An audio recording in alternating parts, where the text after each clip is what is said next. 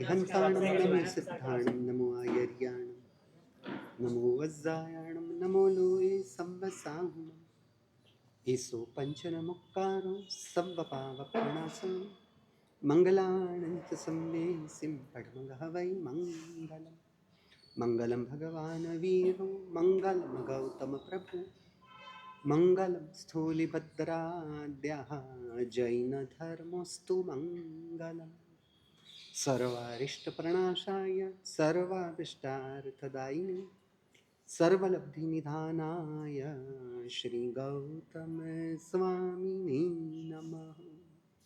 अज्ञानतिमिरान्धानां ज्ञानाञ्जनशलाकया नेत्रमुन्मीलितं येन तस्मै श्रीगुरवे नमः।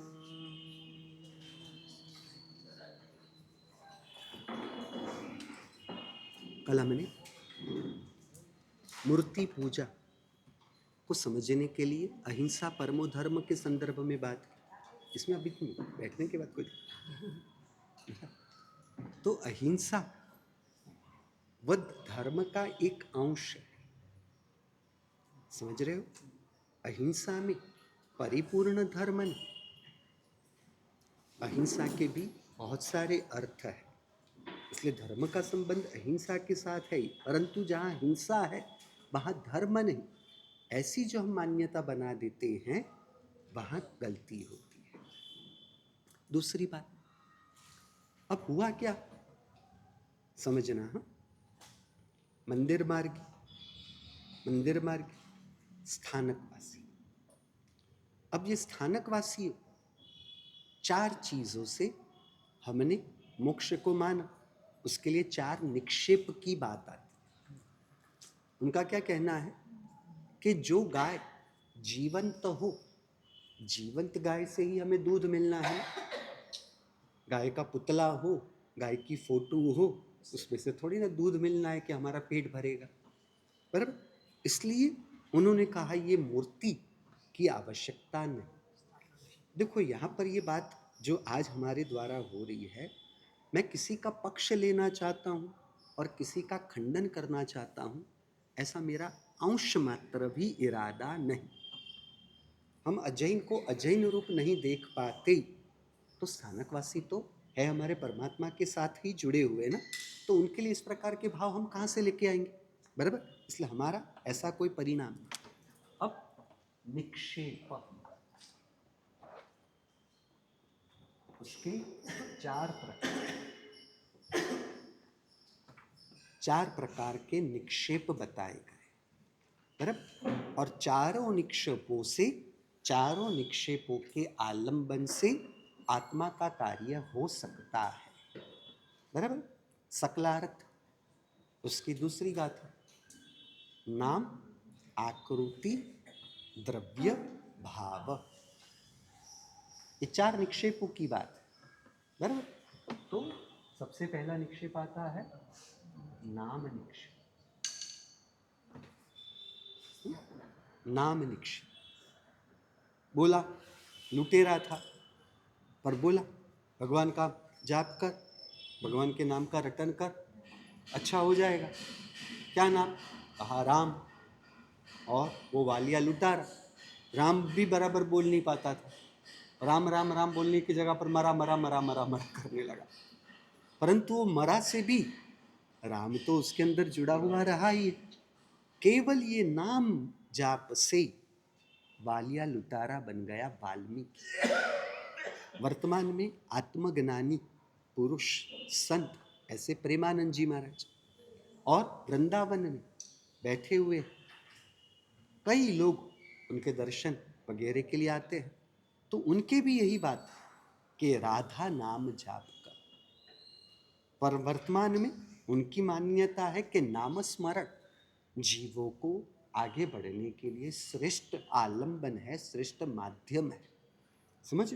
उनके तो सभी चीजों के इलाज के रूप में मुझे कषाय होता है ना, प्रभु नाम स्मरण करो, समझ रहे, प्रभु नाम स्मरण करो। फिर उनके लिए राधा जी, क्योंकि प्रेम की प्रतीक है राधा जी, जो है अत्यंत पवित्र रूप उनके हिसाब से बताया गया है, बराबर। राधा और कृष्ण का प्रेम जिसमें जातीय आकर्षण का अंश नहीं, शुद्ध आत्मीय भाव का प्रेम वहां पर उन्होंने बताया है। तो वो भी राधा राधा नाम की बात करते हैं। तो उसी प्रकार ये जो माला गिनने की प्रक्रिया क्या है, नामस्मरण की ही तो प्रक्रिया है। भले हम उसे जाप कहें, समझ रहे, हम उसे मंत्र जाप करें, परंतु वह भी है उपकारी आत्मा को परमात्मा बनने के मार्ग में आगे बढ़ने के लिए। ये है नाम निक्षेप। फिर दूसरा निक्षेप आता है, उल्टा दिखाया जाता है, दूसरा आता है स्थापना निक्षेप। कौशक भी इसमें आ जाता है नाम निक्षेप में। हाँ, कौशक करना क्या कौशक जो वर्तमान हम कौशक करते हैं। कौशक, हाँ। आप कौशक से बोले थे। हाँ, तो कौशक के अंदर तो दूसरी प्रक्रिया भी जुड़ी हुई है। कौशक जो वर्तमान में हम कर रहे हैं, मूल में तो वो कौशक है ही नहीं, श्वासोश्वास रूप था, परंतु ये सब बदल गया और उसके ऊपर हमने आगे प्रवचन में विस्तार से बात कर ली।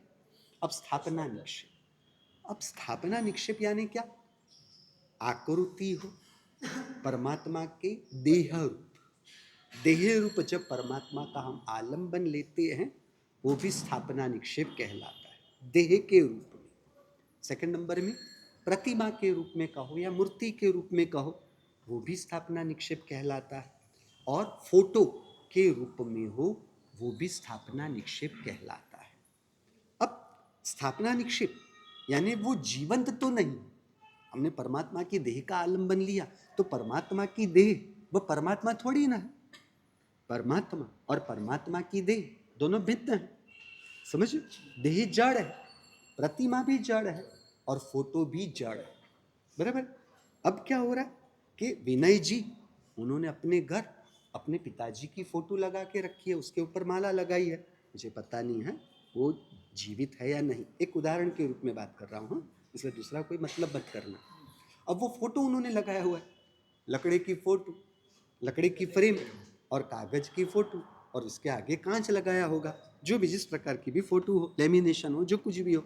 अब वो थोड़ी ना विनय जी के पिताजी रमेश भाई, अब वो थोड़ी ना रमेश भाई है, तो रमेश भाई थोड़ी ना है।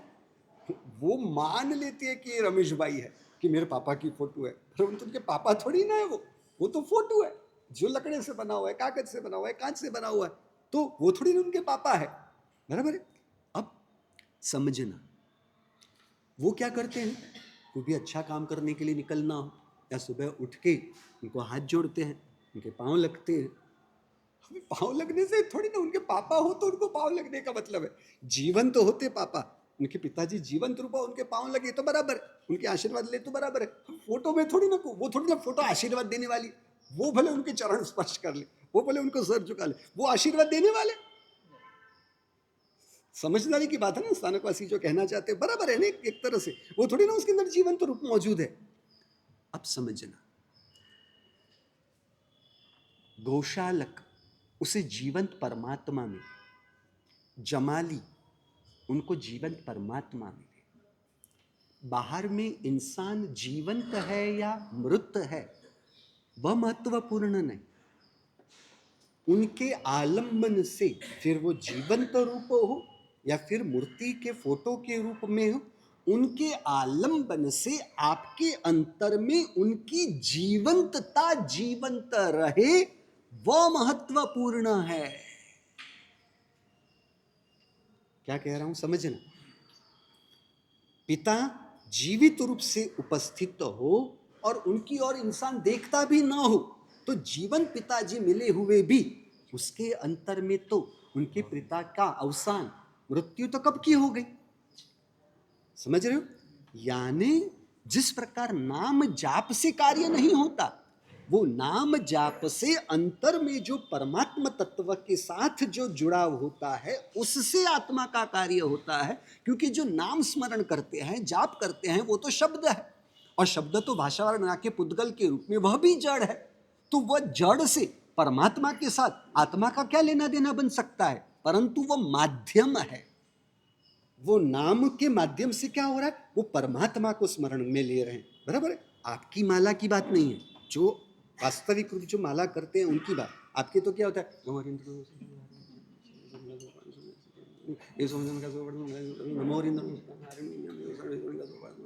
वो जाप की बात नहीं है, आप जो करते हो विनय जी वो इम्पोर्टेड होती है। ये जो कुर्सी पर बैठे हैं, देखो सोनिया गांधी जी आप आ गए आज, ओ आज बड़ा दिन है, तो बहुत बड़े लोग आ गए। हाँ, रोज आते हैं।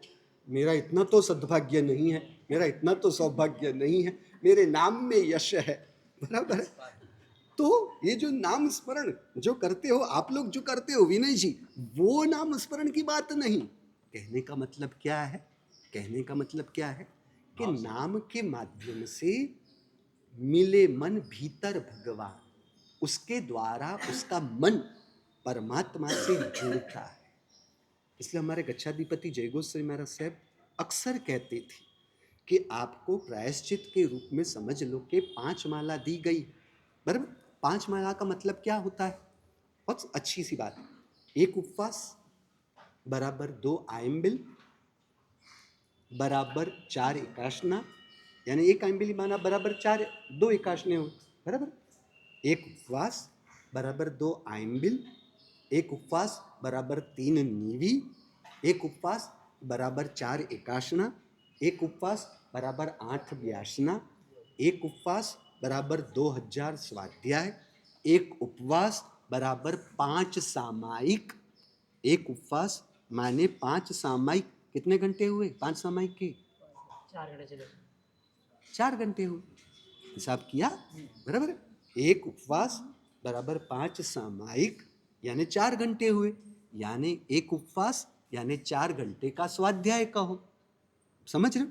4 घंटे का स्वाध्याय बराबर 2000, 4 घंटे बराबर 2000 स्वाध्याय, यानी 1 घंटा बराबर 500 का स्वाध्याय, बराबर हुआ? ये बात समझ में आई? उसी प्रकार 1 उपवास बराबर 20 नौकार वाली, 20 बाधी नौकार वाली, 1 उपवास यानी 20 बाधी नौकार वाली हुई। इतनी बात समझ में आई? यानी 20 नौकार वाली यानी 4 घंटे।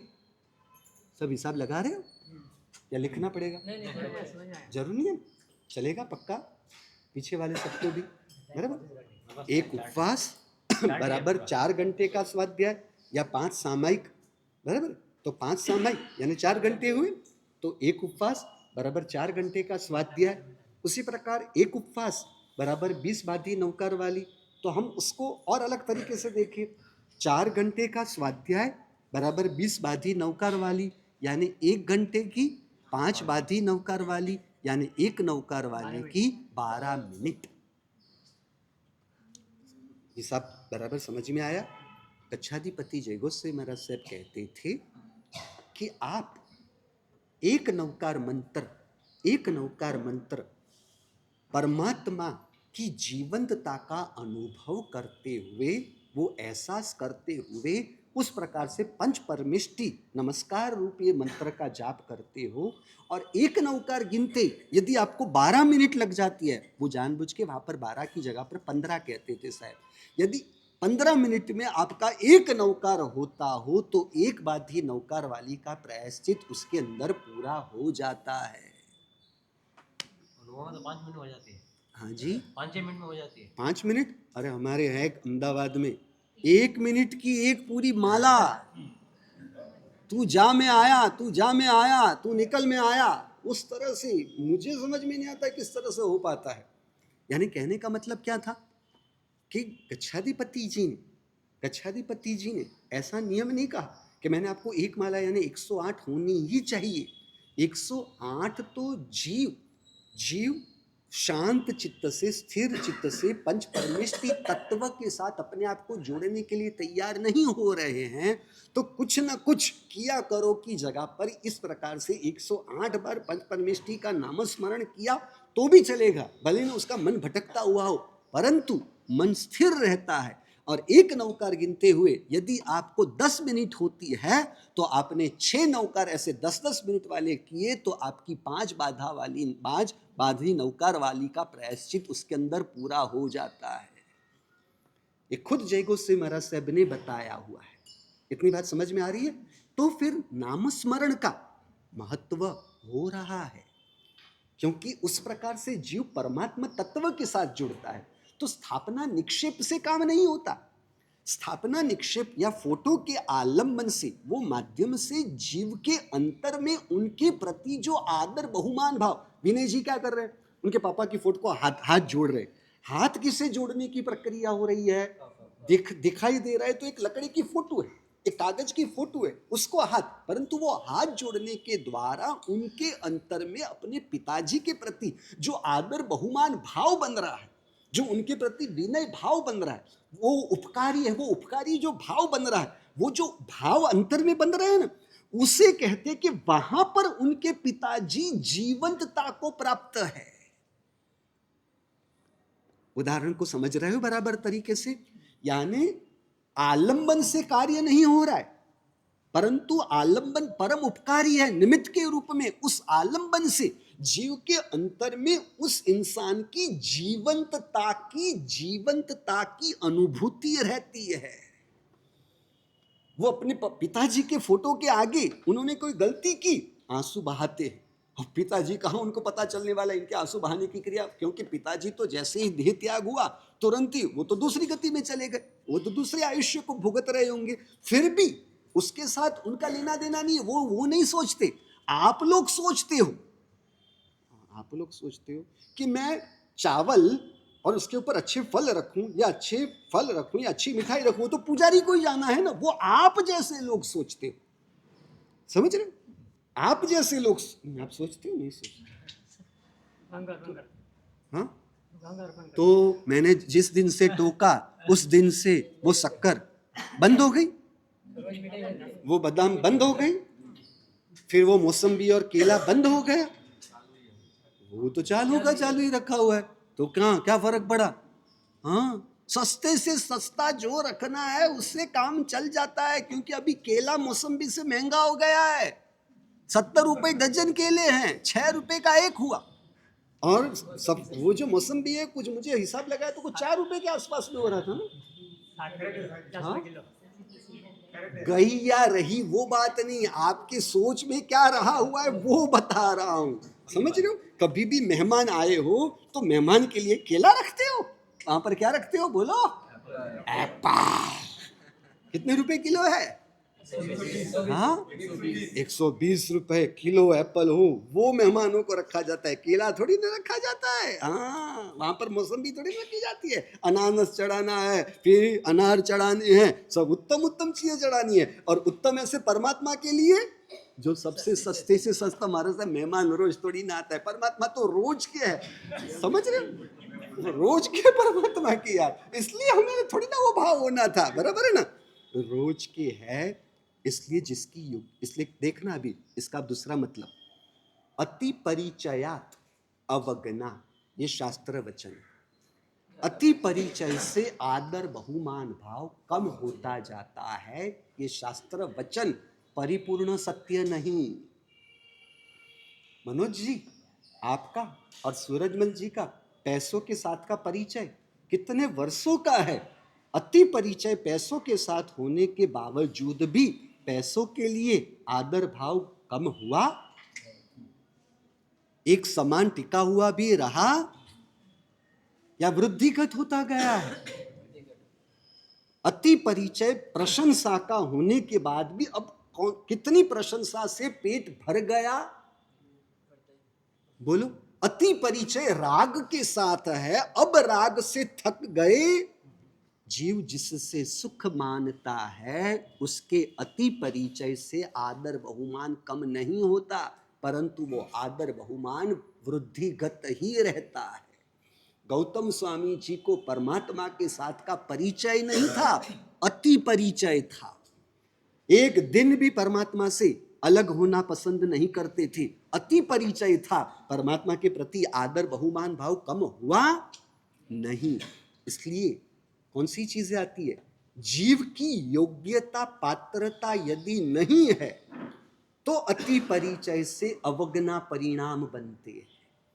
दूसरे नंबर में जीव की सुख की मान्यता यदि नहीं है तो अति परिचय से आदर बहुमान भाव कम होते जाता है। समझ रहे हो?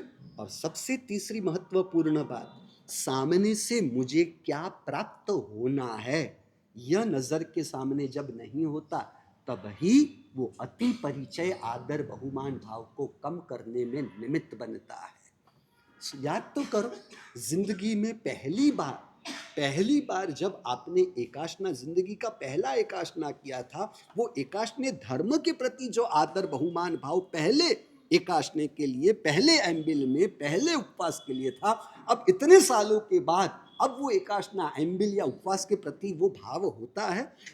भाव अपने में नहीं होता, इसलिए अब देखो पहली बार किया था तो एकाशने के लिए जो भाव हुआ था ना, आदर बहुमान भाव, इसलिए ऐसे एकाशने करने वाले सभी के प्रति भी आदर भाव था। शुभ धर्म के प्रति आदर भाव बहुमान भाव सभी शुभ धर्म में जुड़े हुए लोगों की शुभ धर्म की क्रिया और उस शुभ धर्म करने वाले लोगों के प्रति भी आदर भाव बनता है। परंतु खुद में शुभ भाव की महिमा खत्म हो जाती है, इसलिए दूसरों के शुभ क्रियाओं की महिमा नहीं होती और वो शुभ क्रिया करने वाले लोगों के प्रति अंतर का आदर बहुमान भाव नहीं बनता। पैसों की महिमा है, इसलिए दूसरों के पास रहे हुए पैसों का भी आकर्षण होता है और पैसे वाले लोगों की भी अंतर में महिमा बनती है। इसलिए अति परिचय से आदर बहुमान भाव कम होता है, ये अर्ध सत्य है, पूर्ण सत्य नहीं। बराबर है। यहां क्या हुआ है कि माता पिता, उनके पिताजी की फोटो, उनके प्रति आदर बहुमान भाव, वो फोटो के हाथ जोड़ने से होते हुए उनके अंतर में जो आदर भाव बनता है, उस कारण से, द्रव्य से उनके पिताजी का देह त्याग हुआ है, भाव से उनके पिताजी अभी भी उनके अंतर में जीवंत रूप उपस्थित है। समझ रहे हो? छोटा बच्चा है, उसके कमरे में जब से वो थोड़ा बहुत भी समझदार हुआ या जब से कुछ थोड़ा समझ सकता था, देख कर भी जान सकता था, विराट कोहली की फोटो, सचिन तेंदुलकर की फोटो जन्म से लगाई हुई हो, तो क्या वो फोटो जड़ है ना, कागज है ना, क्या बच्चे के दिमाग पर, उसके अंतर पे उसका कोई प्रभाव पड़ेगा? कोई हीरोइन की फोटो लगाई हो, उसका प्रभाव पड़ेगा? समझ रहे? किसी हीरो की फोटो लगाई हो, उसका प्रभाव पड़ेगा? नरेंद्र मोदी की फोटो लगाई हो, उसका प्रभाव पड़ेगा? पड़ता हुआ दिखता है। मुझे भी बड़ा होके विराट कोहली बनना है, मुझे भी बड़े होके कोहली बनना है, ये सोच क्या थी? यानी फोटो भी एक उपकारी आलंबन के रूप में होने से, मूर्ति भी एक उपकारी आलंबन के रूप में होने से, उससे अंतर में वह जीवंतता बनती है। इसी कारण नागकेतु जी यही मूर्ति की पूजा करते करते केवल ज्ञान और मोक्ष तक पहुंच पाए। बराबर। अब ये स्थापना निक्षिप, उसकी स्थापना निक्षिप की स्थापना खुद परमात्मा जब जीवंत थे ना, जब परमात्मा खुद जीवंत थे, तब परमात्मा की उपस्थिति में यह स्थापना निक्षेप बना है। परमात्मा तो एक है और बाकी की तीन दिशा, परमात्मा पूर्वाभिमुख बैठते हैं, पूर्व दिशा सन्मुख परमात्मा बैठते हैं। बाकी की तीन दिशा में क्या है? परमात्मा की प्रतिकृति बनाई गई। प्रतिकृति यानी डुप्लीकेट। सरल भाषा में कहो, पार्श्वनाथ भगवान जो आपके मंदिर में, कौन है? जीवन परमात्मा का एक डुप्लीकेशन। डुप्लीकेट शब्द को मत पकड़ना, हमारा सब डुप्लीकेट शब्द बोल रहे हैं, यानी उसकी इमेज है। बराबर। अब वो तीनों परमात्मा तो है नहीं, बराबर। बाकी के तीन दिशा में समावसरण में लोग फिर बैठते ही नहीं होंगे ना, नहीं। परमात्मा पूर्वाभिमुख, ओरिजिनल परमात्मा पूर्वाभिमुख है, बाकी के जो वो ओरिजिनल नहीं है। तो समोसरण में पूर्व दिशा के सन्मुख जो परमात्मा रखते हैं, उसी दिशा में लोग बैठते होंगे ना।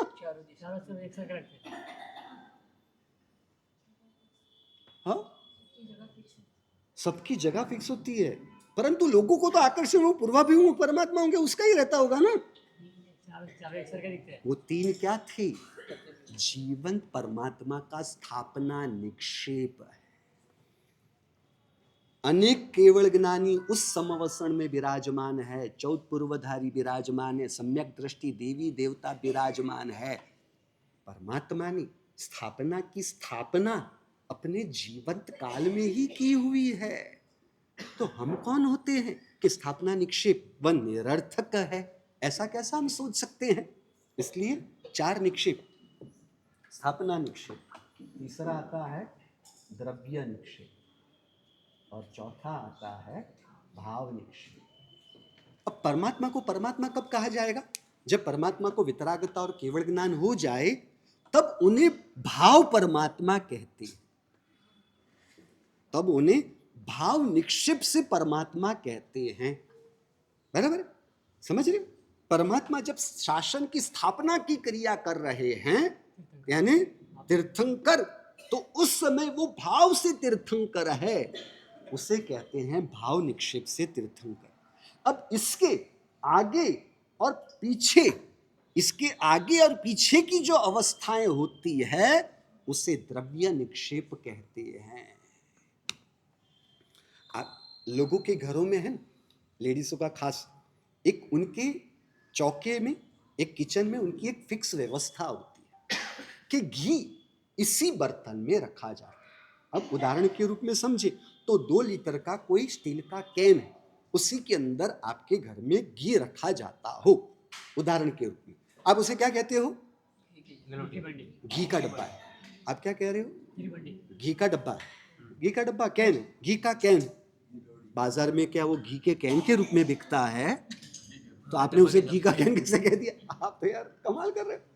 आप बाजार में जाके हो मुझे घी का कैन दो, बराबर, तो उनको यही कैन मिलेगा, और जो घी का कैन नहीं बोलेंगे तो उनको ये कैन नहीं मिलेगा। अरे वही कैन का उपयोग कई दूध के लिए भी करते हैं, तो वो दूध का कैन भी कहते हैं उनको, बराबर। यानी जब आप उसके अंदर घी आपने भरा हुआ है ना, तब उसे आप घी का कैन कहते हो, बराबर। उसे कहते हैं भाव निक्षेप से घी का डब्बा, बराबर। अब ये घी का डब्बा टूट गया, बराबर। अब वो कबाड़ खाने में पड़ा हुआ है। अब वो पूछा ये क्या है? ये घी का डब्बा था, घी के डब्बे को मैंने भंगार में दे दिया। क्या दिया? मैंने घी का डब्बा दिया। ये क्या हुआ? घी के डब्बे के रूप में उसका उपयोग पूरा होने के बाद भी उसको किस नाम से बुलाया गया? ये घी का डब्बा मैंने भंगार में दे दिया, बराबर। अब भंगार में दिया, नया लाना है ना, अब नया लेके आए हैं, बाजार से नया लेके आए हैं, और घर के अंदर वो डब्बा पड़ा हुआ है, अभी घी भरा हुआ नहीं है, फिर भी उसको किस नाम से बुलाया जाएगा? ये घी का डब्बा है, क्योंकि ये घी के लिए अपने घर के अंदर उपयोग में लिया जाता है। समझ रहे हो?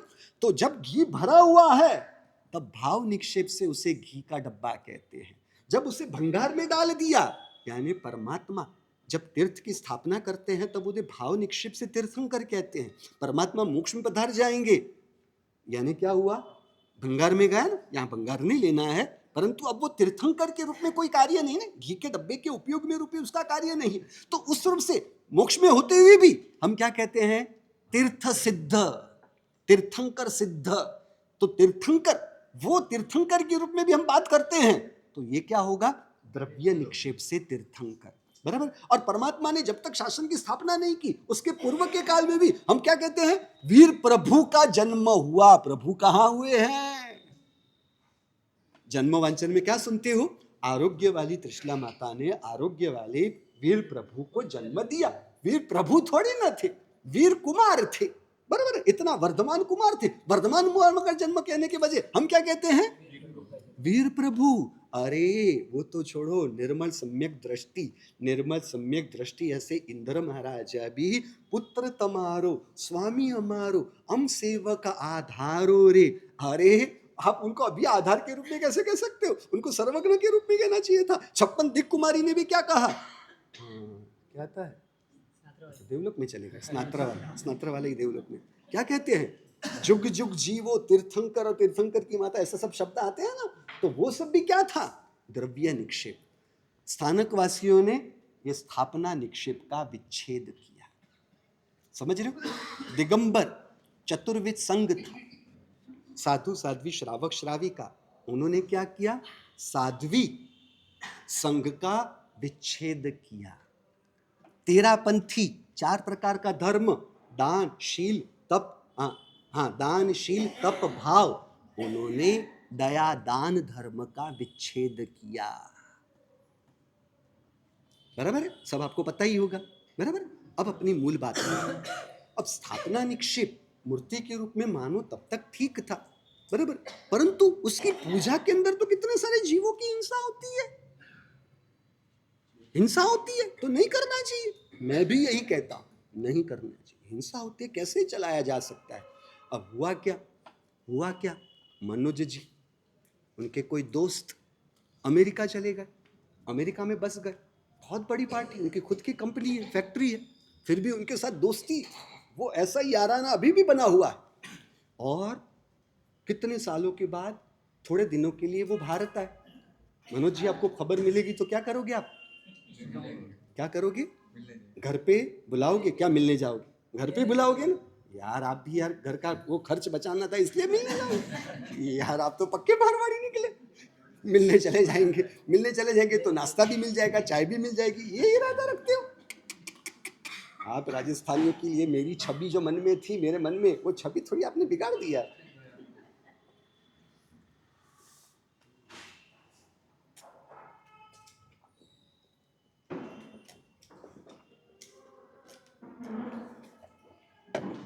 अब आपने उसे खाने पर दावत दी, बुलाया उनको, जोगानुजोग उनको उस दिन को एकाशना है, उनको उस दिन का एकाशना है।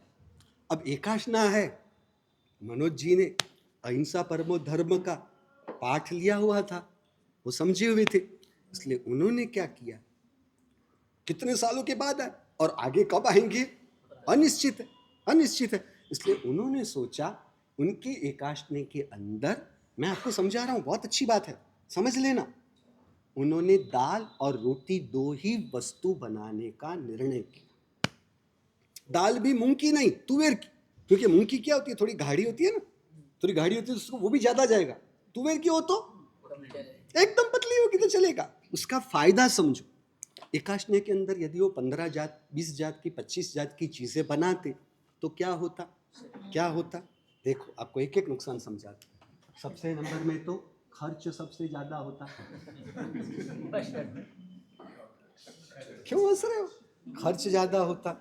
दूसरे नंबर में हिंसा भी ज्यादा होती। तीसरे नंबर में मेहनत होम मिनिस्टर को ज्यादा करनी पड़ेगी, मेहनत आपको ज्यादा करनी पड़ेगी। चौथे नंबर में हर चीज, आपको अभी 3 जात की आप मिठाई बनाते हो, अब उनको कौन सी मिठाई ज्यादा भा जाए और कौन सी मिठाई वो ज्यादा खाए, उसका क्या पता चलना था। तो हर चीज थोड़ा एक्सेस में बनाना ही पड़ता है, एक्स्ट्रा बनाना ही पड़ता है, यानी उतना बिगाड़ भी बनेगा। वेस्टेज, यानी वेस्टेज भी उतना ही होगा, बराबर है, वेस्टेज भी उतना ही होगा। उसके लिए वेस्टेज होने के बाद वो धोने वगैरह की मानसिक पीड़ा भी अधिक होगी। कितना मैं देखा नुकसान बता रहा हूँ, मानसिक पीड़ा भी अधिक होगी, बराबर। पानी का भी व्यय ज्यादा होगा, बराबर ना। जीव हिंसा भी ज्यादा होगी, और हिंसा की तो बात मैंने बता दी, यानी पहले भी हिंसा, बाद में भी हिंसा होनी है ज्यादा, बराबर है। और उससे ज्यादा उनको राग कितना होगा, राग आसक्ति उनको ज्यादा होगी। हाँ देखो, वो बोलते कंफ्यूजन भी होगा, बेचारे को दुविधा होगी, ये खाऊं या वो खाऊं, ये दुविधा भी ज्यादा होगी। आपने मेरे पक्ष में हो, दुविधा भी ज्यादा होगी। दोनों पक्ष में होगी, क्या बनाना, हाँ क्या बनाना। हाँ, दोनों पक्ष में। एक तो कितना बनाना, कौन सा क्या बनाना, कितना बनाना, वो भी उलझन, और वो आने वाले को भी उलझन होनी है। उसकी जगह पर आप केवल दाल और रोटी, वो भी मूंग की नहीं है, तुवेर की, खास याद रखना, तुवेर की दाल बनाते हो, और उसमें भी आप घी का वगार मत करना, तेल का, क्योंकि घी के अंदर वो चिपचिपाहट ज्यादा होने पर पानी, साबुन का उपयोग भी ज्यादा करना पड़ेगा। तेल होगा तो सस्ता भी हो जाएगा, यानी इसमें खर्च, हाँ मैंने खर्च बताया। अब आप तुवेर की दाल बनाते हो तो क्या होगा, खर्च भी बच जाएगा, खर्च का भी बचत का होगा, हिंसा भी बहुत कम होगी, मेहनत तो कुछ भी नहीं, कुकर में डाल दिया, हाँ, समय भी नहीं बिगड़ेगा, फिर बिगाड़, वेस्ट भी नहीं होना है। क्या वेस्ट होगा, कितना वेस्ट हो सकता है, कोई वेस्ट भी नहीं होना है, फिर मानसिक पीड़ा भी नहीं होनी है, और देखो तो पानी की भी जो हिंसा वगैरह विराधना, वो भी कम होगी, और सबसे ज्यादा फायदा उनको राग कम होगा, दुविधा कम होगी, और इन सब के ऊपर का बड़ा फायदा है कि दूसरी बार कभी भी आपके घर में खाने के न्योते में वो आएंगे नहीं। देखो ऐसा बड़ा फायदा, ऐसा बड़ा फायदा आपको कभी किसी ने बताया है? देखो पाठ के ऊपर बैठ के मैं ये भी सब आपको बताता हूं, कभी भी ऐसी सोच आपकी नहीं बनती। आप क्या करना पसंद करोगे? ये भले कितना भी कुछ भी रहता हो, वहां पर अंतर में वो प्रेम है, वो भक्ति का भाव है। You can give without loving. बिना प्रेम के देने की क्रिया हो सकती है। You can give without loving but you can't love without giving. जब प्रेम, जब भक्ति भाव, जो आदर भाव, क्योंकि ये सब चीजों से वो भक्ति भाव विशेष रूप से व्यक्त होता है, समझ रहे? तब वो भक्ति भाव के वश इंसान किसी भी चीज को ये सामने देखता नहीं है, और फिर भी वो हिंसा, ये सब नुकसान होते हुए भी वो उस नुकसान की परवाह नहीं करते। यहां पर तो दोस्तों की भक्ति करने पर तो कहीं ना कहीं स्वार्थ बुद्धि हो सकती है, समझ रहे हो? कहीं ना कहीं अपना कोई काम निकालने का स्वार्थ बुद्धि भी हो सकती है। यहाँ पर स्नेह राग की बुद्धि है। मित्रता में क्या है? एक प्रकार का स्नेह राग है ना। जब परमात्मा जिन्होंने मुझे अपने आत्मा की पहचान करवाई, मैं उनके जैसा हूं, वो परमात्मा ने हमें दिखलाया। आज मेरे जीवन में जो कुछ भी अच्छा है, जितना भी जो कुछ भी जैसा भी जो अच्छा है, वो अच्छा देव गुरु धर्म की बदौलत ही है। क्योंकि मेरे जीवन में जो अच्छा है वो पुण्य के उदय की वजह से, पुण्य का उदय शुभ कार्य की वजह से। कोई शुभ कार्य जो मैंने किए उससे पुण्य हुआ, उससे मुझे अभी अनुकूलताएं, सुविधाएं वगैरह मिली हुई है। और ये शुभ कार्य करने की समझ, प्रेरणा और एक फाउंडेशन रूप ढांचा देव गुरु धर्म जिन शासन के अलावा थोड़ी ना मिलता है, समझ रहे हो? बाहर क्या सिखाया जाता था स्कूल में? Tit for tat. ये स्कूल में मुझे अभी भी याद है, वो चैप्टर है टिट फॉर टैट। मेरे परमात्मा ने कभी टिट फॉर टैट की बात नहीं सिखाई, समझ रहे हो? ये गांधी जी ने कहा जियो और जीने दो।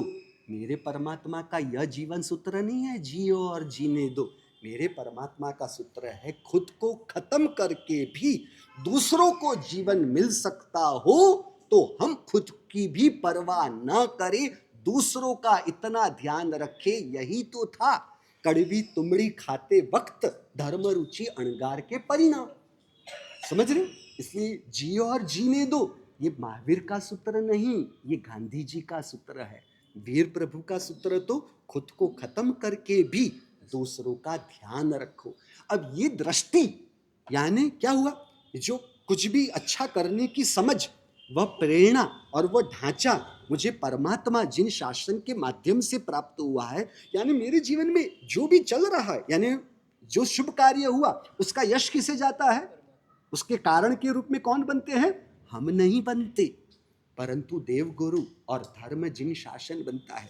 यानी शुभ कार्य उनकी बदौलत हुआ, बराबर है। और उसी प्रकार पुण्य का बंध भी हुआ, वो भी उनकी बदौलत। और जो भी अच्छा है वो भी किनकी बदौलत? उन्हीं परमात्मा की बदौलत है। जब परमात्मा की बदौलत मुझे यह सब कुछ मिलते हुए भी परमात्मा मुझे और आगे का कह रहे कि इसमें तू उलझ मत जाना, तुझे तो मेरे पास आना है, मेरे साथ रहना है और मोक्ष के आनंद का भोक्ता तुझे बनना है। यह समझ मेरे परमात्मा ने नहीं दी होती तो हम क्या यहाँ पर चारित्र जीवन में होते? इसलिए देखो, मूर्ति के आलम्बन से इंसान मूर्ति से नहीं जुड़ रहा है, परंतु वो मूर्ति के माध्यम से परमात्मा के साथ जुड़ रहा है। परमात्मा के प्रति प्रेम और आदर भाव अंतर में बन रहा है, समझ रहे? अब जब जिस इंसान के प्रति प्रेम और आदर भाव होता है ना, इसलिए हमने आगे बताया था कलापुंसरी महाराज साहब ने, प्रीति अनुष्ठान, भक्ति अनुष्ठान, वचन अनुष्ठान। प्रीति यानी प्रेम, भक्ति यानी आदर, और बाहर से जो द्रव्य भक्ति की क्रिया करते हैं, बराबर है।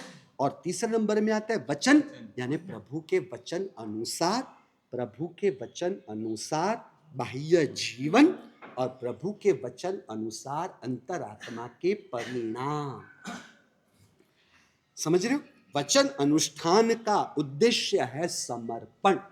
तो कलापुरुष श्री महाराज साहब अक्सर कहते थे, आप लोग वचन में आ गए, परमात्मा की आज्ञा पालन रूप परमात्मा ने बताए हुए जीवन में आ गए, परंतु प्रेम कितना है, प्रेम कहाँ है? प्रेम लुप्त हो गया, आदर बहुमान भाव लुप्त हो गया। तो प्रेम और आदर भाव के बिना परमात्मा का आज्ञा पालन रूप जीवन तो अहंकार में लेके जा सकता है। इसलिए उन्होंने क्या कहा, अब प्रेम को ही विकसित करो। अपने आप प्रेम हमें आदर में लेके जाता है, और वो मेरे परमात्मा को जो पसंद हो, मेरे परमात्मा को जो पसंद हो, वही मेरा जीवन और वही मेरे अंतर के परिणाम। मेरे प्रभु को जो पसंद ना हो, वह मेरा जीवन नहीं और वह मेरे अंतर के परिणाम नहीं। इस कारण आप देखोगे आचार पालन, अभक्ष्य त्याग रूप जो भी आचरण मंदिर मार्गियों में हम पाते हैं, वो हम स्थानक वासियों में नहीं इतना देखते। समझ रहे हो? हमें भिलवाड़ा चातुर्मास था तो स्थानक वासियों तेरापंथी जमीन कन की विनंती करते थे कि महाराज साहब ये अचित हो गया है, चूल्हे के ऊपर चढ़ गया, अचित हो गया, महाराज साहब आप ले सकते हो। हम ले सकते हैं, परंतु हम नहीं लेते, क्योंकि आपकी बुद्धि क्या होगी मनोज जी, जो महाराज साहब को चलता है वो हमें भी चल सकता है, क्योंकि हमारी मर्यादा में क्या आता है, हमारे लिए जो बना हुआ हो वो हमें नहीं चलता। और दूसरे नंबर में जब हम जो चीज भी आपसे बोलते हैं वो जीव रहित सचित नहीं होना चाहिए, परंतु अचित होना चाहिए। ये दो मर्यादा से आलू की सब्जी हमें चलती है, परंतु मैं वोरूंगा तो अनिल जी आपको क्या बुद्धि बनेगी, महाराज साहब को चलता है तो हमें क्यों नहीं चलता। इसलिए हमारे पूर्वाचार्यों ने वो आचार मार्ग के ऊपर ही निषेध कर दिया है। इसलिए जो हमें चलता है वो आपको चले, ऐसी बुद्धि आपको ना हो। इसलिए जो आपको ना चले वो हम वोहरते ही नहीं। बात समझ रहे हो? इसलिए जमीन कन के त्याग के रूप में देखो। और सबसे बड़ी बात, दीक्षा जीवन। दीक्षा जीवन, जितनी दीक्षाएं मंदिर मार्गियों में आप देखोगे, दिगंबरों में, स्थानक वासियों में, तेरापंथियों में, वो दीक्षा जीवन नहीं होता, क्योंकि वो परमात्मा से जो मूर्ति के आलम्बन से जुड़ते हैं ना। तो मैंने आपको मेरी बात बताई थी, दीक्षा के लिए मेरी समझ क्या थी, मुझे परमात्मा पसंद आए, मुझे परमात्मा अच्छे लगने लगे, तो परमात्मा मोक्ष में गए तो मुझे मोक्ष में जाना है। परमात्मा ने दीक्षा ली इसलिए मुझे दीक्षा लेनी है। आपने क्या किया विनय जी, परमात्मा ने शादी की इसलिए मुझे भी शादी करनी। आपने ये उल्टा कर दिया, ऐसा घोटाला कर दिया। लक्ष्मीबाई, रानी लक्ष्मीबाई के हाथों तो आपका क्या होता होगा। मुझे बहन महाराज से पता चला कि झांसी की रानी लक्ष्मीबाई जी है यहाँ पर। विनय जी शाता में हो ना, तो देवगुरु पसा है।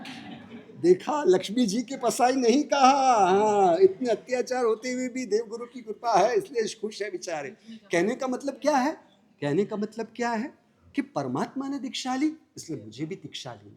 ये सोच के बाद मुझे उस समय पता नहीं है कि दीक्षा में क्या होता है, दीक्षा के लिए क्या क्या किया जाता है, गुरु के लिए क्या क्या देखा जाता है, ये कुछ भी नहीं पता था।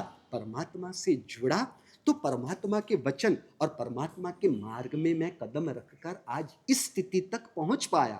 समझ रहे हो? तो हुआ क्या, परमात्मा की भक्ति में इंसान, ये जीव की हिंसा हो रही है। अब देखो मनोज जी, उनके श्राविका को सोच क्या आ रही है, उदाहरण के रूप में है, कोई व्यक्तिगत रूप में नहीं। वो क्या कह रहे हैं, अच्छे से अच्छा बनाना, उत्तम से उत्तम द्रव्य बनाने। पर इनकी श्राविका यदि ये सब चीजें के बारे में सोचे तो हम उसका मतलब क्या करेंगे कि उनको वो आदर, वो प्रेम, वो भक्ति भाव ही नहीं। जब प्रेम, भक्ति भाव और आदर भाव होता है तब इंसान को ये सब चीज होती हुई वो सब चीजें दिखती ही नहीं। समझ रहे हो? मनोज जी को आप कहो कि मनोज जी ये सब करने में देखो ये सब नुकसान होने वाले हैं, भले हो, मुझे उसकी ओर नहीं देखना। मेरा भाव ही ऐसा है कि मैं अपने भाव को रोक ही नहीं पाता। उसी प्रकार जब परमात्मा की भक्ति के अंतर से भाव बनते हैं तब वो अपने आप द्रव्य समर्पण किए बिना रह ही नहीं पाता, वो अपने आप को रोक ही नहीं पाता। समझ रहे हो? क्योंकि यदि हम इस प्रकार से सोचे कि जिसमें हिंसा होती है, जिसमें पाप लगता है, ऐसी क्रिया नहीं करनी है, तो आपको बता दूं, संसार में रहते हुए आपको आपके उदाहरण से बता दूं, एक बिजनेस तो ऐसा लेके आओ, एक बिजनेस तो ऐसा बताओ जिसमें 1 रुपए का भी खर्च न आता हो। एक बिजनेस है, एक बिजनेस तो लेके आओ। कमलेश जी, मकान के मेंटेनेंस चार्ज, शॉप का मेंटेनेंस चार्ज, इलेक्ट्रिक बिल, पानी का बिल, आदमी का स्टाफ रखा हुआ है वो, ये सब खर्च आता है। झाड़ू पोछे के लिए जिसको किसी को रखा है वो सब खर्च आता है। ये सब खर्च अकाउंट्स में कहाँ डाला जाता है?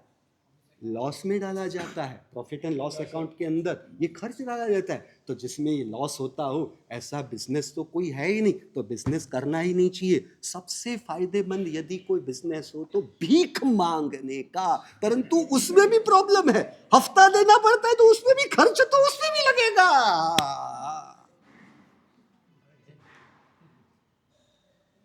गुजराती में दिवाला फूकना, आप क्या कहते हो हिंदी में? देवारो काढ़ियो, बराबर। तो दिवाला कौन निकालेगा? बिजनेसमैन या भिखारी? बिजनेसमैन ना। कभी सुना भिखारी ने दिवाला निकाला? बोलो। बिजनेसमैन नुकसान किसे होता है? आपको होता है। भिखारी को कभी नुकसान हुआ सुना है? कभी सुना है? फिर भी इंसान किस राह पर चलना पसंद करेगा? बिजनेस की राह पर चलना पड़ेगा। तो एक बिजनेस ऐसा नहीं जिसमें खर्च न आता हो, फिर भी इंसान बिजनेस क्यों करना पसंद करता है?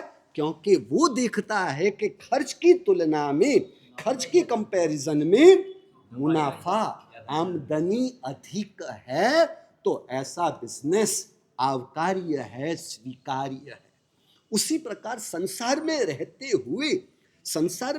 हुए आपका सामायिक धर्म भी पाप रहित नहीं है।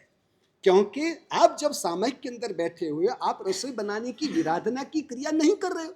रसोई बना रहे हो विनय जी? अभी आप रसोई बनाने की क्रिया में आप हो नहीं हो। आपने आपके परिवार के सदस्य जो भी श्राविकाएं हैं आपके घर में, श्राविका हो, बेटी हो, बहू हो वगैरह, जो कोई, आपने उनको कहा है कि मेरे लिए रसोई बना के रखना?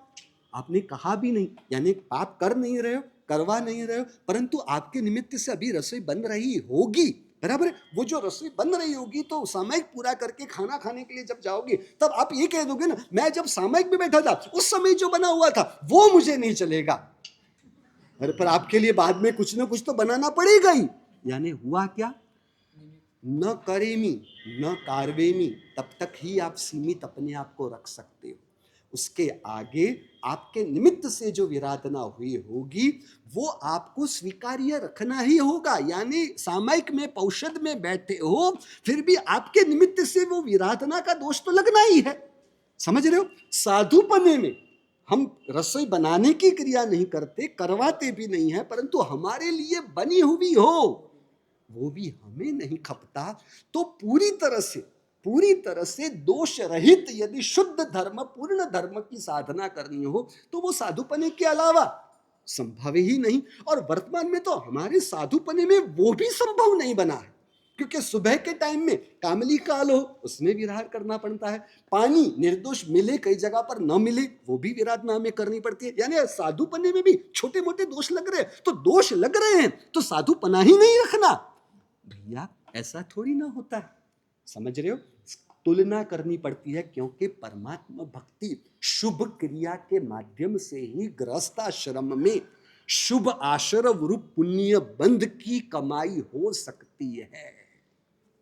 यदि आप शुभ का निषेध करोगे, यदि केवल आप सामायिक धर्म को ही पकड़ोगे, सामायिक धर्म गलत नहीं, बुरा नहीं, परंतु सामायिक धर्म में क्या होगा समझना, कहने का उद्देश्य, सामायिक धर्म में क्या होगा?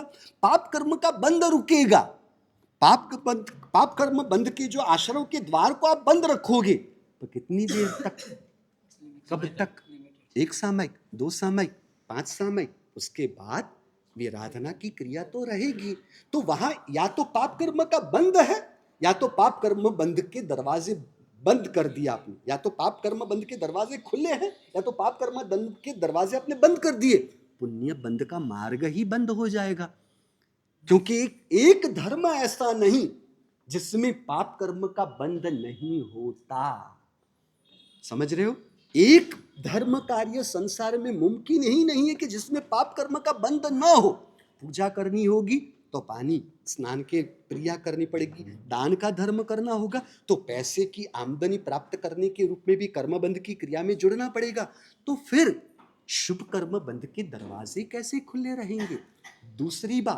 दूसरी बात सामायिक में आप समता में गए, परंतु संसार की क्रिया अशुभ भाव और सामता की शुद्ध क्रिया यानी शुद्ध भाव और अशुभ भाव, शुभ भाव के द्वार ही बंद हो जाएंगे। यदि शुभ क्रिया के दरवाजे बंद करते हैं तो शुभ भाव के दरवाजे ही बंद हो जाएंगे, क्योंकि जीव कैसा है, जैसा आचार ऐसे विचार। समझ रहे हो? शुभ आचार होगा तो शुभ विचार बनेंगे, और शुभ आचार और शुभ विचार होंगे तो आत्म साधना में आगे बढ़ना सरल बनेगा। शुभ आचार और शुभ विचार होंगे तो पुण्य कर्म का बंध प्राप्त होगा। पुण्य बंध होगा तो उस पुण्य के उदय से अगले जन्मों में शुभ का योग प्राप्त होगा, और वह शुभ का योग प्राप्त हुआ होगा तो जीव आत्म विकास की यात्रा में अपने आप को आगे बढ़ा सकेगा, वरना आगे बढ़ेगा कैसे? बात समझ में आ रही है? इसलिए जिन शासन में ये जो पूजा की क्रियाओं में जो हिंसा हो रही है, जीव वो हिंसा की सोच से हिंसा में नहीं जुड़ा। इसको भी समझना।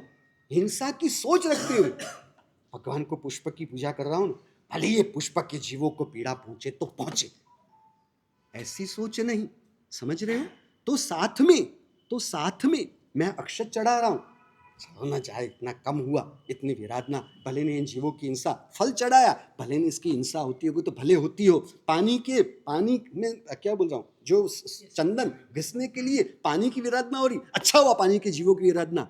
इंसान के मन में वो सोच ही नहीं आती। पूछो तो सही माँ को, अपने बच्चे के लिए कोई अच्छी वस्तु बनाती हो तब उसके मन में वो बच्चे के लिए जो प्रेम है और बच्चे को अच्छे द्रव्य खिलाने के जो भाव है, माँ का मन उसमें ही रमता है। माँ का मन कितने रुपए का खर्च हो जाएगा, कितने बिजली का खर्च हो जाएगा, फिर कितने गैस का भी खर्च हो जाएगा, ये सोच माँ की नहीं होती, संसार में किसी इंसान की नहीं होती। क्या हुआ अनिल जी, आपके पास कोई ग्राहक ने बड़ी खरीदी की, कमलेश जी बड़ी खरीदी की, तो 50-100 रुपए का नाश्ता खिलाते हो, तो वो नाश्ता खिलाने में खर्च हुआ, नहीं, कॉम्प्लीमेंट देते हैं। खर्च हुआ। ये हमारे संघ की बहनें आपके पास वो आपकी ज्वेलरी की एक थैली के ऊपर दूसरी एक थैली, 2 थैली मांगते हैं, मुफ्त में मांगते हैं, अभी भी मांगना चालू है। मैंने तो इनको सिखाया था, ये सब लोभ कहा जाता है, बंद हो गए। हाँ कमलेश जी मांगते हैं, देखो मांगते हैं, कमलेश जी ने बताया, मैंने नहीं बताया, कमलेश जी ने बताया। फिर भी आप ऊपर से थैली देते हो, वो देना खर्च नहीं। उस तरह से वो ग्राहक हमारे बिजनेस हमारे साथ जुड़ा हुआ रहेगा तो कल हमें दूसरा नया बिजनेस प्राप्त होगा। तो जिस प्रकार इंसान को वो खर्च हो रहा है वो दिमाग में नहीं आता, उस प्रकार यहाँ पर वो परमात्मा के प्रति आदर बहुमान भाव भक्ति भाव है। मैं उत्तम पुष्प परमात्मा को चढ़ा सकूंगा, मैं उत्तम तरीके से परमात्मा की केसर पूजा कर सकूंगा, मैं परमात्मा की धूप अच्छे से अच्छी क्वालिटी का मुझे धूप लेके आना है, तो वो धूप उत्तम द्रव्य उत्तम धूप मुझे लेना है। तो उस समय उपदेश रहस्य में बताया, अब समझना, उपदेश रहस्य में बताया कि किसी महात्मा को आपका बहुत बड़ा मंदिर आपने बनवाया हो, 5 करोड़ 10 करोड़ जो होता हो मुझे नहीं पता, और वो मंदिर आपने बनवाया और महात्मा को दिखाने के लिए लेके गए, और महात्मा क्या जबरदस्त आपने बनाया हुआ है, बहुत जबरदस्त आपने किया हुआ है, वो अनुमोदना महात्मा करेंगे या नहीं करेंगे? करेंगे।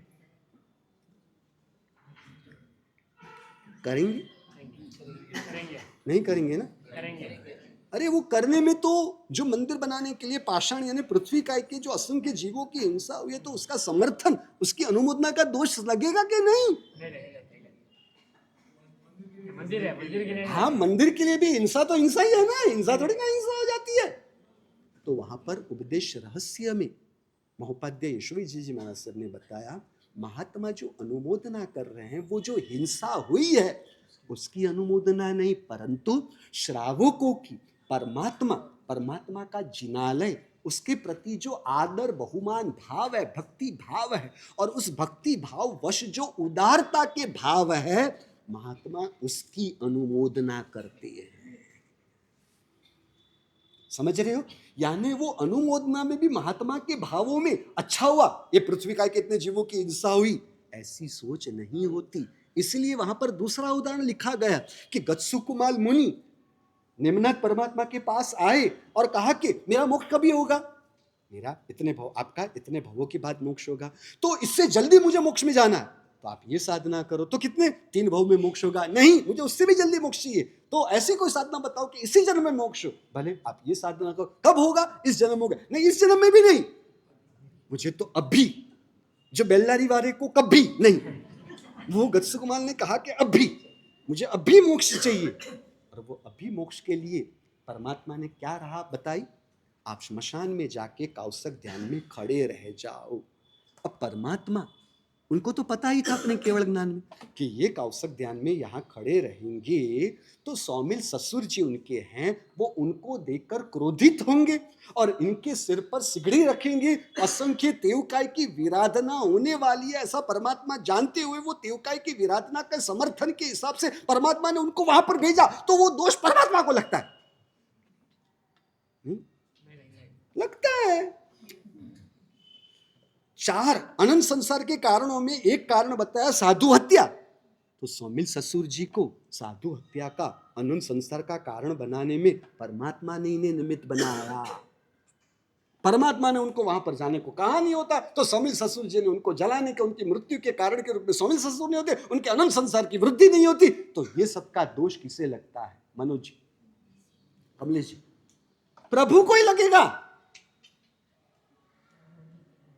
हाँ, होनी है वो होके रहेगी, परंतु वो दोष तो तेवकाई के जीवों की विराधना का दोष तो, वो जब अयमुत्ता मुनि कागज की नाव, यानी अपने पात्रे हैं, कागज की नाव जो बच्चे बहा रहे थे पानी के अंदर, तो उन्होंने अपनी पात्र रख दी और मेरी नाव ऐसा करते हुए असंख्य पानी के जीवों की विराधना की। और जो वडील महात्मा थे वो जब परमात्मा के पास अयमुत्ता मुनि को लेकर आए और कहने लगे परमात्मा आपने कैसे को दीक्षा दी थी, असंख्य पानी के जीवों की विराधना कर रहे हैं, उन्होंने क्या किया?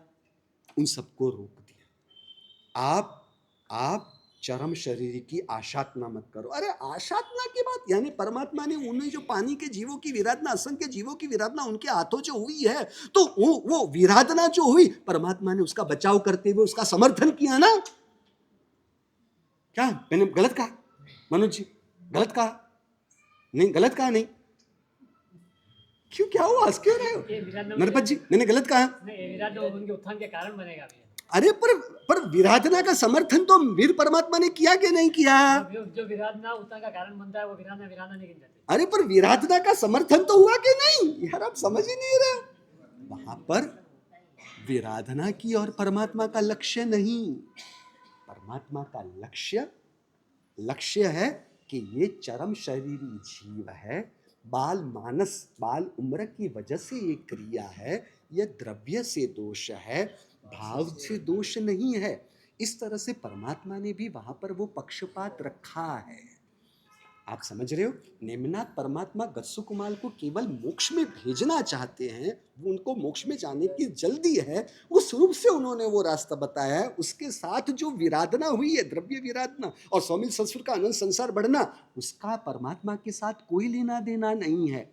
इस प्रकार देखा जाए तो ज्ञानियों ने उपदेश रहस्य में भरत चक्रवर्ती, उन्होंने अष्टापद पर्वत पर अष्टापद तीर्थ का जो निर्माण करवाया है, परमात्मा ने उनको कभी भी किसी भी प्रकार की रोक टोक नहीं की या कभी भी कोई ओलंबा नहीं दिया है।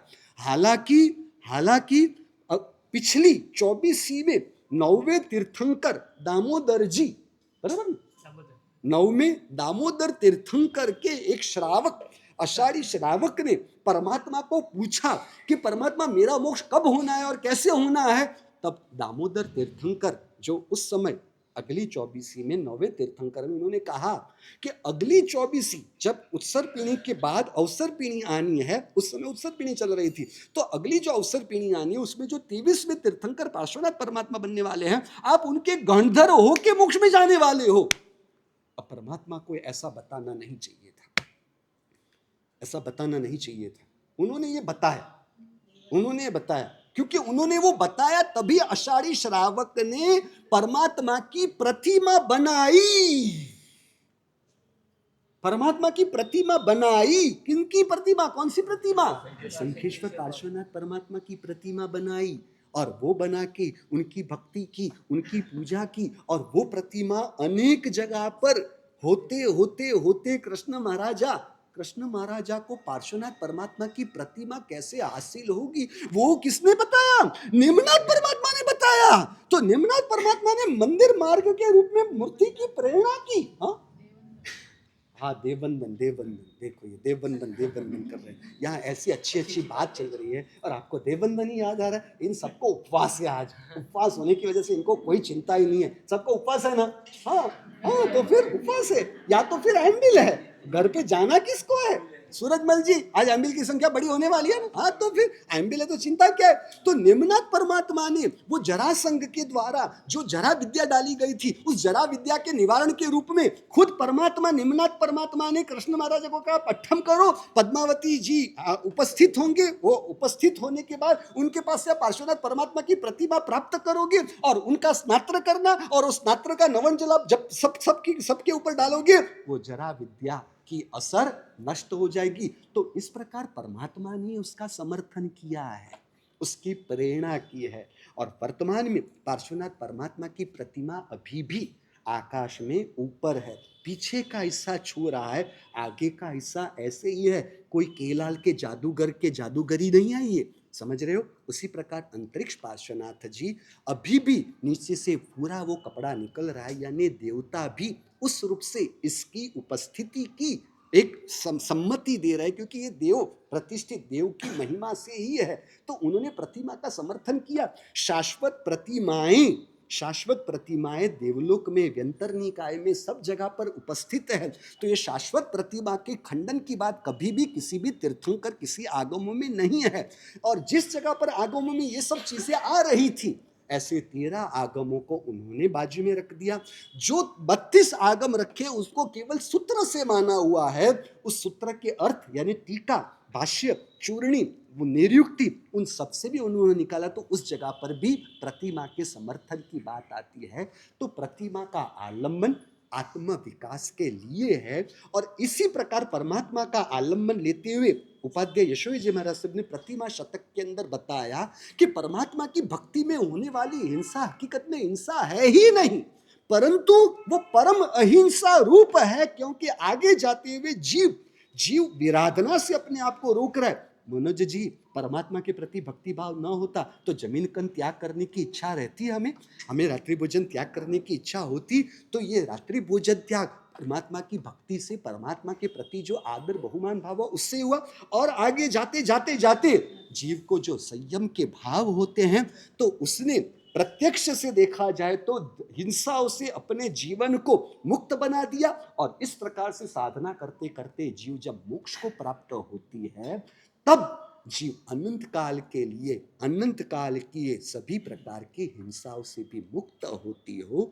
तो बिजनेस में नाश्ता वगैरह कराने के खर्च को खर्च नहीं माना जाता, उसे आमदनी का ही एक बिजनेस पॉलिसी के रूप में कारण माना जाता है। उसी प्रकार परमात्मा की भक्ति में हिंसा की नहीं है। परमात्मा की भक्ति वश जो हिंसा हुई है, वो होने वाली हिंसा परम अहिंसा का कारण होते हुए वह हिंसा भी हिंसा नहीं परंतु अहिंसा ही है। बात समझ रहे हो? इसलिए शुभ कार्य शुभ भाव की क्रिया है। तो साथ में आपको ये भी समझना है, अब हम उनके सामने आए तो फिर हम पागलों की तरह विवेक को बाजू में रखकर परमात्मा भक्ति करें, इसकी भी अनुमति हमें नहीं मिलती। मज्जन पीठे थापीने पड़ीमा धरिया विवेक, स्नातक के प्रारंभ में ही ये विवेक की बात बताई गई है। तो उनके सामने उन्होंने वो सब पुष्प पूजा वगैरह का खंडन किया हुआ है। वर्तमान में शहरी जीवन की वजह से वो अपने आप पुष्प गिर जाए, वो पुष्प वर्तमान में उपलब्ध जितने भी होंगे, वो जैनों की बस्ती एक जगह पर इकट्ठी हुई तो उनको वो भक्ति के लिए वो वस्तु नहीं मिलने वाली है। इसलिए वर्तमान में दूसरी जगह पर परमात्मा भक्ति के लिए भी हिंसा करके पुष्प आए हैं, तो वो पुष्प का भी ज्ञानियों ने समर्थन किया है, उसका विरोध नहीं किया कि उस प्रकार परमात्मा की भक्ति वो निरंतर रूप से चालू रहनी चाहिए, वो रुकनी नहीं चाहिए। तो साथ में ये भी समझ लेना है कि हमें पुष्प पूजा करने में कोई दोष नहीं लगता। फिर आप विवेक को बाजू में रखकर परमात्मा भक्ति के अंदर इस प्रकार से पागलपन करो, इसकी भी अनुमति हमें नहीं मिलती है। इसलिए हमारे में जो अविवेक हो, उस अविवेक को हमें भी समझना है, स्वीकारना है और उसमें भी सुधार करना है। केले के वो जो क्या बोलते हैं टहनियाँ, वो आप महापूजाओं में लगा दो। ये सब इस प्रकार की बड़ी विराधना करो। परमात्मा भक्ति में सब चलता है, परमात्मा भक्ति में सब चलता है। इसकी अनुमति हमें नहीं मिलती। इसलिए वज्र स्वामी जी जो 20 करोड़ कमल लेकर आए हैं, उस 20 लाख जो कमल लेकर आए हैं, तो कहीं ना कहीं शास्त्रों में उसके समर्थन की पूरी बात नहीं मिलती। समझ रहे हो? यानी हमें भी जो भक्ति करनी है उसमें जो हिंसा हो रही है, तो वहां पर हमारा भी विवेक रहना चाहिए। विवेक को गवाकर कितनी भी हिंसा होती हो तो उसमें कोई हर्ज नहीं, ऐसा भी नहीं चल सकता। और साथों साथ स्थानक वासियों ने जो मूर्ति का निषेध बताया, तो वहां पर हमें भी पहुंचना तो है। किस प्रकार से? किस प्रकार से? तो 2 प्रकार के आलंबन बताए, एक सालंबन साधना और एक निरालंबन साधना। समझ रहे हो? सालंबन यानी आलंबन पूर्वक साधना में जुड़े, और वो आलंबन पूर्वक साधना में जुड़ते जुड़ते, आलंबन यानी क्या? जो परमात्मा की प्रतिमा का आलंबन, जो परमात्मा की प्रतिमा का आलंबन लेकर हम आगे बढ़ते, उसे कहते हैं आलंबन सहित साधना। आलंबन सहित यानी कहेंगे सालंबन साधना। तो सालंबन साधना करते करते निरालंबन में पहुंचना है। स्थानक वासियों ने जो बताया वो पूरा निरालंबन मार्ग बताया। भक्ति योगाचार्य यशोजी श्री महाराज ने कहा कि स्थानक वासियों का जो निरालंबन योग है, जो मार्ग है, वो हमें भी स्वीकार्य है, परंतु हम सीधा निरालंबन की बात नहीं करेंगे, हम सालंबन से निरालंबन में जाने की बात करेंगे। मैं तो उससे भी आगे की बात करूं, कभी भी निरालंबन योग मार्ग होता ही नहीं। सालंबन यानी परमात्मा का आलंबन लेते लेते लेते अहोभाव की धारा में ऊपर चढ़ते चढ़ते वो परमात्मा के साथ अभेदता की स्थिति को प्राप्त करती है आत्मा। यानी जो प्रभु है वही मैं हूं, जो मैं हूं वही प्रभु है। उस तरफ परमात्मा के साथ तन्मयता, अभेदता, लय लीनता प्राप्त करते हुए वो बाहर के परमात्मा के आलंबन से निकल अपने आत्मा में रहे हुए परमात्मा के आलंबन से ही आगे बढ़ती है। तो अपने आत्मा में रहे परमात्मा के आलंबन तक पहुंचने के लिए भी बाहर के परमात्मा का आलंबन परम उपकारी है और रहेगा। टाइम बहुत ही ऊपर ले लिया है। जिनाज्ञा विरुद्ध कहा गया हो तो हाँ, जिनाज्ञा विरुद्ध जो भी कहा गया हो उसके लिए मैं चले